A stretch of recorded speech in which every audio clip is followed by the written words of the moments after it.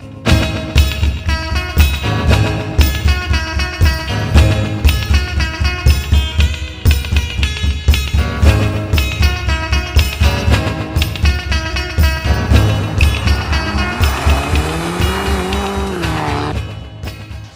tout le monde.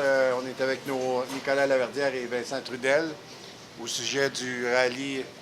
On est à l'aéroport de Calgary. Donc, les gars, parlez-nous un petit peu en général de votre expérience.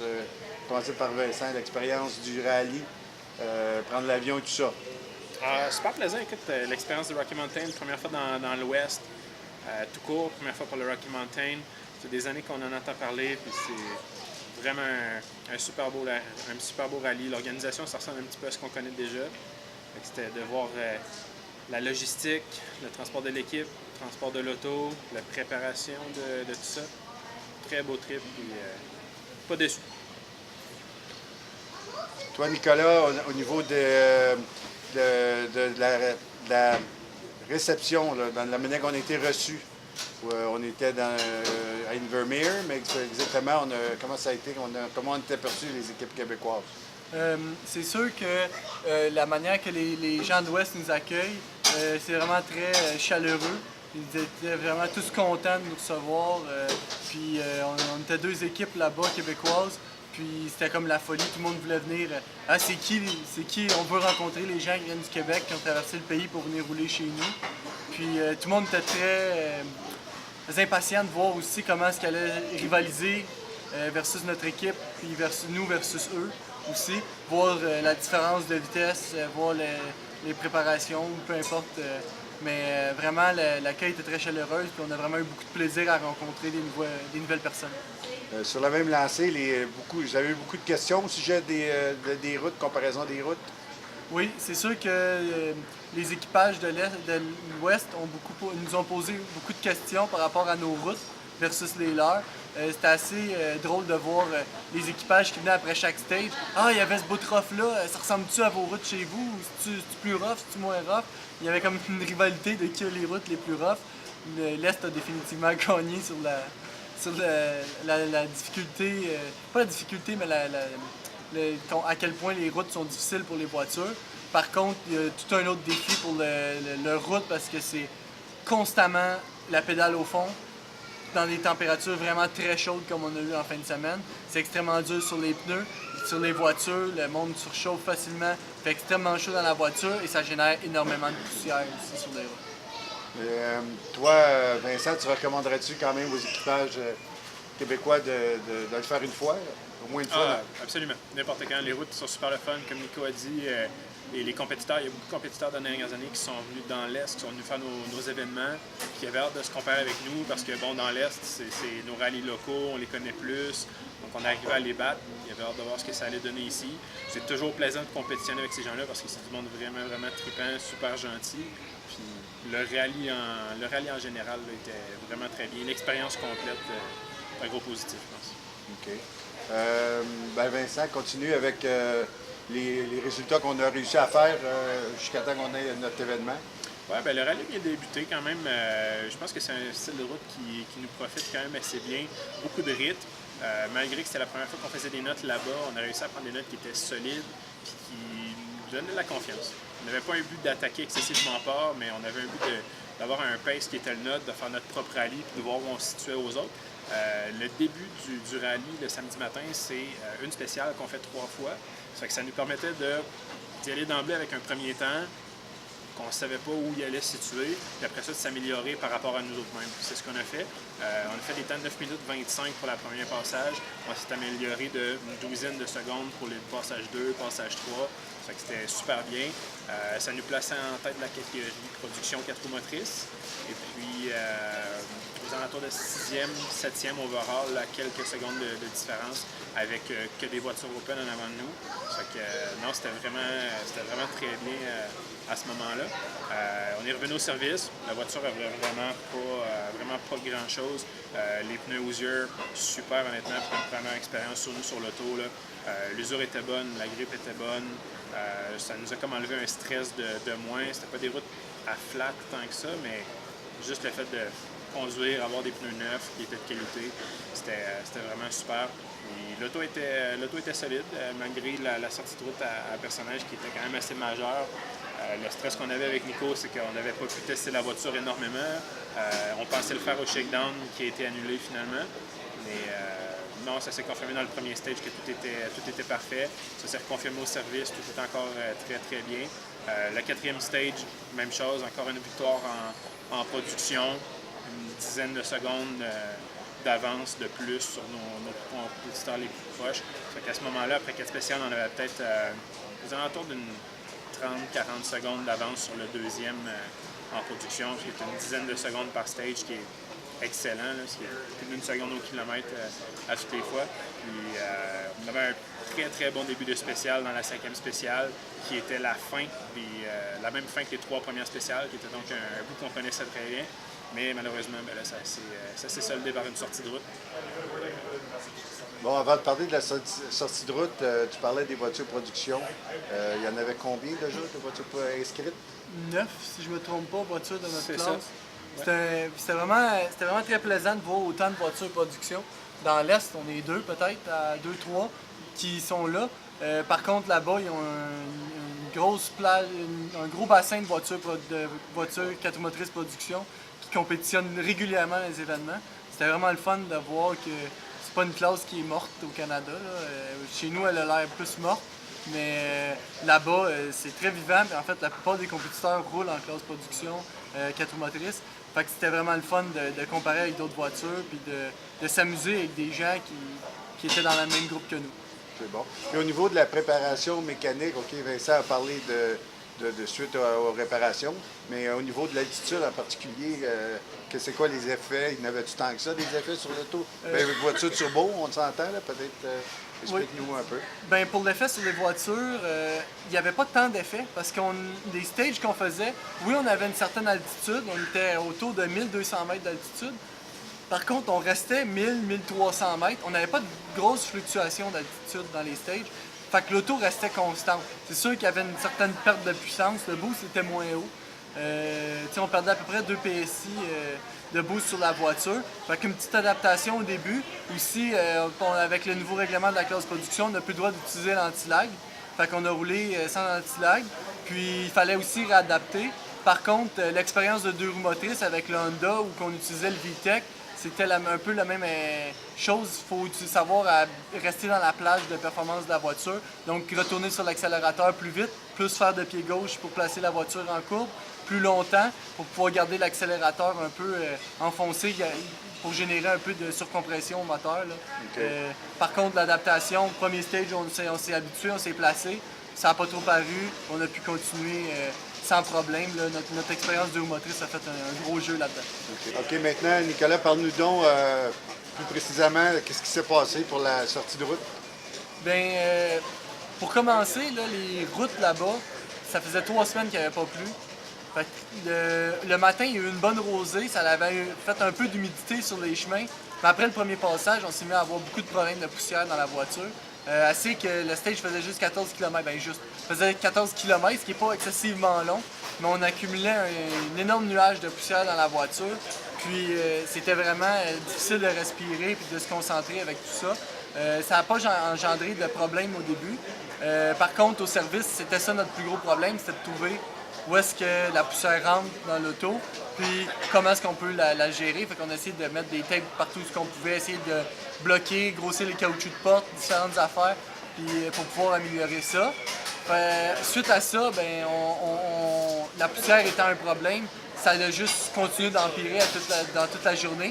Puis on n'a pas eu d'écarts qui ont changé. Ils ont gardé les écarts de 1 minute, vu que c'est des long stage turnaround. Fait que beaucoup d'attentes, ça aurait généré énormément de retard. On est resté à 1 minute, ce qui semblait pas trop avoir de problème dans le matin. Par contre, l'après-midi, première étape qu'on est revenu, on finissait dans une section qui avait été beaucoup passée. Ça avait fait... Puis les voitures, en étant plus en confiance, je pense aussi génèrent plus de poussière. On peut rappeler que la température est aux alentours de 30 degrés à peu près. Oui. Très, très gros soleil. Puis en journée, pratiquement pas de vent. Oui, aucun vent. Puis les parties en forêt, ça restait très, très dense. On frappait des murs de poussière où qu'on ne voyait pas. Une chance, on a des très bonnes notes, fait que ça nous a permis de garder des bons rythmes. Par contre, ça nous a joué un tour parce qu'on a rattrapé un compétiteur qui créait beaucoup de poussière, encore plus que de la poussière normale. Puis on s'est vraiment fait surprendre à une courbe où on a tourné un peu trop. Puis par le même fait, on s'est rendu compte qu'on arrivait on rattrapait la voiture parce qu'avec le système de Rally Safe, ça nous indique si on rattrape et on peut pousser sur un bouton le bouton que ça push to pass pour signaler à la voiture qu'on est juste derrière eux puis qu'il faut qu'ils nous laissent passer. Comme on est arrivé dans ce courbe-là, ou qu'on a fait notre erreur, le voyant s'est allumé. Vincent l'a vu, puis on était déjà en sortie de route, on ne savait pas. On s'était fait prendre par un mur de poussière, avec le soleil, mix poussière-soleil. Tourné un peu trop, on a vu l'intérieur apparaître, c'était avec un peu de clarté à travers la poussière. On a vu l'intérieur, ça l'a fait peur, on a corrigé, sans même voir qu'on s'est dirigé vers le fossé. Quand on a senti que l'auto allait vers le fossé, j'ai tenté de corriger, mais c'était trop tard. Les fossés sont tellement profonds. Il y avait un bon 5 pieds de drop, quasiment 90 degrés. Donc, quand la voiture a chassé dedans, c'était un tonneau automatique. Heureusement, comme on s'était fait peur avec la poussière, on avait fait ralentir beaucoup la voiture, ce qui a limité un peu les dommages, mais qui ont été quand même trop majeurs pour repartir. L'auto, on s'est juché en mauvaise position, on est resté pris sur un arbre qui avait été coupé. Fait qu'on était à peu près 2 pieds dans les airs, les 4 roues dans le vide, à tenir en équilibre sur le tronc d'arbre. Fait que c'était vraiment pas idéal. Justement, parle-nous donc des sweeps, Vincent, le service des sweeps qu'on a eu besoin. Oui, ben, les sweeps, dans le fond, c'est les voitures qui, à la fin de chaque spécial, passent justement sur des voitures de compétition pour récupérer les compétiteurs, les pièces, les pneus, les roues brisées et autres, et les voitures qui restent pris dans les spéciales. Malheureusement, le stage dans lequel on a fait un tonneau, c'est un stage qui était réutilisé pour les deux stages qui suivaient, dans le fond, celui où on est sorti de route. Donc, il y avait à peu près une dizaine de minutes pour nous sortir. C'était visiblement pas assez, puis on s'en est rendu compte plus tard dans la journée. Ce qui fait qu'on est sorti de la spéciale, on a attendu notre équipe de service qui est venue nous rejoindre, camion, remorque, tout ce que ça prenait. Il a fallu attendre la fin du rallye pour la journée de samedi, que tout le monde sorte de la spéciale ou presque, pour là, ensuite se rendre à l'auto, puis avec l'aide des sweeps, extirper la voiture. Ça a pris deux VUS avec suspension, pneus, les bumpers, les winches et toute la patente. La voiture, comme Nico dit, était dans un fossé d'à peu près 5 pieds de creux, face vers la route, avec un muret d'à peu près 5 pieds de terre directement dans le bumper avant. Ça fait que c'était pas une question de on pousse puis ça y va. Il a fallu soulever le derrière de la voiture aux environs 2 pieds à peu près avec des high lift jack pour couper un arbre à peu près un pied et demi qui était en dessous de la voiture en section, le sortir de là. Il a fallu finalement attacher la voiture plus loin dans la forêt avec un câble et une poulie, la tirer de reculons pour la dégager, creuser, faire un petit peu une rampe pour la ramener sur la route.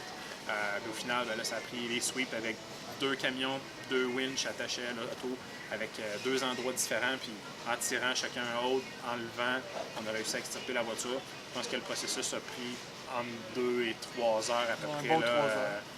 À peu près. Comme Nico dit, la voiture n'est pas en si mauvaise condition, mais plein de choses tout le tour, en plus du fait qu'on soit revenu à l'heure de service après minuit, qu'on n'avait pas soupé, que c'est une journée excessivement difficile au niveau température. C'est une bouteille de l'eau en arrière de l'autre, on avale de la poussière considérablement. Je pense que ça faisait pas de sens de repartir après tout ça.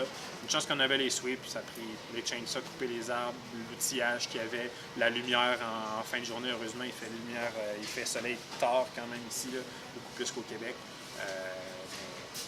Non, une chance qu'on les avait parce que ça aurait été Très plus long. bon travail de l'équipe de Sweep. On les remercie. Ouais. En résumé, en quelques mots, chacun votre tour,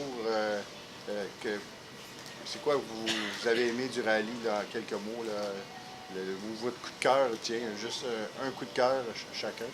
Je dirais le dépaysement. Pour mon coup de cœur, là, vraiment être dépaysé et d'avoir un rallye flambant neuf à faire. C'est dans des montagnes qu'on n'est pas habitué de voir, très haut en altitude. Il y a de la neige en haut, mais il fait 30 en bas. C'est vraiment spécial de faire un rallye dans un aussi beau panorama. Aussi, il y a les routes qui sont vraiment exceptionnelles. C'est tout doux. La voiture n'est pas elle n'est pas soumise à des impacts par des roches ou des mauvais trous, ou des grosses compressions, des gros sauts. C'est vraiment des belles routes vraiment plaisantes à conduire. Puis il y a très peu de chemins qui ressemblent à ça chez nous. C'est des chemins forestiers extrêmement rapides. Puis on n'a pas souvent l'habitude de rouler vite comme ça. On faisait des étapes, on pouvait passer 25 secondes en 5e au fond, à pas lâcher, puis à enchaîner des courbes à pleine vitesse. C'est vraiment pas habituel. Puis on a su bien le gérer, je pense. On s'est jamais fait peur, on n'a jamais eu de situation de danger dans ce cas-là. Malheureusement, trêve de circonstances, on a fini par faire un tonneau. Mais bon, ça fait partie du rallye, puis on va essayer d'apprendre de notre erreur, puis d'améliorer nos techniques quand il va y avoir de la poussière les prochaines fois. Et toi, Vincent? Moi, de mon côté, je relayerais ça directement aux compétiteurs, honnêtement. On est habitué dans l'Est d'avoir quand même plusieurs compétiteurs de l'Ouest qui nous viennent. Puis à chaque fois qu'ils viennent dans nos rallyes, on est content parce que c'est comme des nouveaux compétiteurs. Et là, j'avais ce feeling-là qui était inversé. Là, on arrivait chez eux. Et là, ils étaient contents de nous voir. Ils étaient contents de voir les Québécois chez eux. Fait que l'accueil était super plaisant, autant des compétiteurs en production 4 roues motrices qu'en 2 roues motrices, en open et tout ça. Puis c'était le fun de venir se comparer sur leur route. Chez nous, bon, OK, on les battait, mais Nico a fait le défi plusieurs fois, le Baie des Chaleurs, le personnage et autres. C'est sûr qu'on avait un petit peu un avantage des routes. Mais là, encore une fois, c'est inversé. Le Rocky Mountain Rally, c'est un rallye qui est hyper local pour beaucoup de compétiteurs là-bas. C'est à 3 heures de Calgary, ce qui n'est pas si loin. C'était le fun de voir et de confirmer qu'on prend des bonnes notes qui nous ont permis d'être en tête du rallye sans avoir à déployer des efforts considérables comme on a déjà eu dans le passé. Non, c'était une super belle expérience. Bon, j'aimerais remercier notre ami Frédéric Santerre, qui est derrière la caméra, qui est venu avec nous prendre des photos et venir nous aider. Dernière chose, les gars, au niveau de la saison, c'est quoi nos projets, en résumé? Là, même? Dans le fond, nos projets pour 2018, on va tout faire pour pouvoir continuer notre saison sans problème. Il y a beaucoup de travail à faire. C'est long de faire des travaux de carrosserie sur l'auto, puis le délai pour le Baie des Chaleurs est très court. Donc on va mettre tous les efforts possibles pour essayer de continuer sans délai, sans manquer un événement. Par contre, on va peut-être avoir besoin d'un peu d'aide, puis il va falloir travailler très fort là-dessus. Fait que s'il y a des amis, s'il y a des personnes qui sont intéressées à venir aider l'équipe, ça va être très apprécié. On va avoir besoin d'aide de carrossier, je pense. On en a plus à faire que les autres fois. Ouais. La plus grosse contrainte qu'on a présentement, c'est le temps. On est dimanche, la voiture part aujourd'hui pour son trip de retour vers Montréal. Elle va arriver vers la fin de la semaine. Le temps de dépacter et tout, ça veut dire qu'on peut commencer à travailler sur l'auto en fin de semaine prochaine. Le Baie des Chaleurs est le 1er juillet, il faut partir quelques jours avant. Je pense qu'au total, ça nous laisse 2 semaines et demie à peu près de temps utilisable pour l'auto. On a mis certains plus que d'autres parce que je suis un petit peu plus loin, mais beaucoup de temps sur l'auto pour aller au Rocky Mountain Rally. On a tous des travails, des familles et autres. Là. Donc ça va être un gros défi, mais le rallye, c'est ça. C'est des gros défis. Donc je pense qu'il n'y a pas de prise de décision. Premièrement, on a une idée des dommages sommaires de la voiture, mais jusqu'à temps qu'on ait soulevé, enlevé les roues, vérifié et autres, on peut pas prendre de décision. Ouais. Mais rien n'est impossible. On le sait en rallye, il ne faut jamais lâcher, fait qu'on n'abandonnera pas, puis on va continuer à travailler très fort sur la voiture, puis la ramener toujours meilleure, puis essayer de toujours augmenter nos performances, puis d'être compétitif avec tout le monde. C'est beau, merci.